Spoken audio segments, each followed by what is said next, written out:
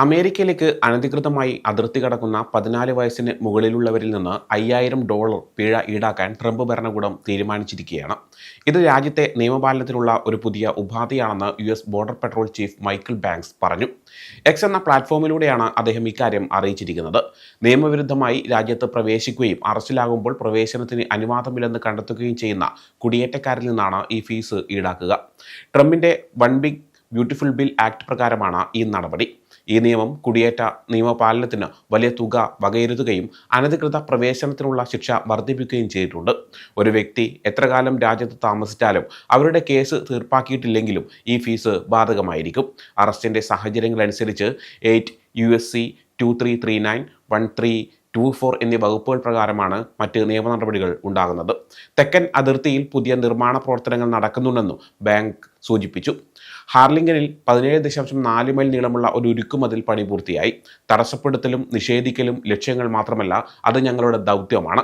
അതിർത്തി ഇപ്പോഴും അടച്ചിട്ടിരിക്കുകയാണ് എന്നും അദ്ദേഹം പറഞ്ഞു. അനധികൃതമായി അതിർത്തി കടക്കാൻ ശ്രമിക്കുന്നവരോട് കര, കടൽ, വ്യോമമാർഗങ്ങൾ ഉപയോഗിക്കരുതെന്ന് CBP air and marine operations മുന്നറിയിപ്പ് നൽകുന്നുണ്ട്.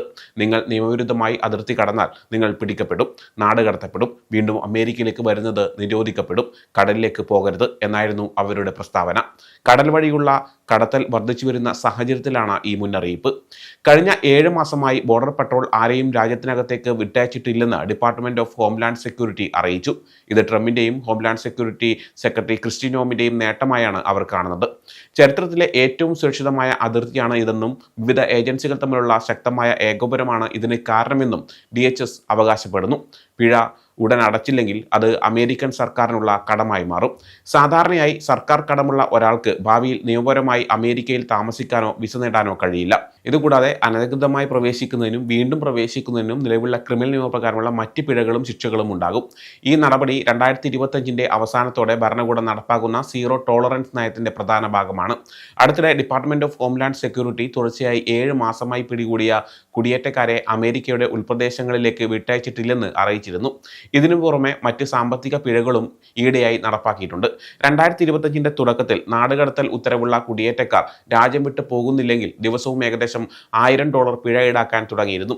മറുവശത്ത് സ്വയം രാജ്യം വിട്ടു പോകാൻ തീരുമാനിക്കുന്ന കുടിയേറ്റക്കാർക്ക് $1000 നൽകുന്ന ഒരു പദ്ധതിയും ഭരണകൂടം ആരംഭിച്ചിട്ടുണ്ട്. ഇതിനായി അവർ CBP ഹോം ആപ്പ് വഴി നടപടികൾ പൂർത്തിയാക്കാം.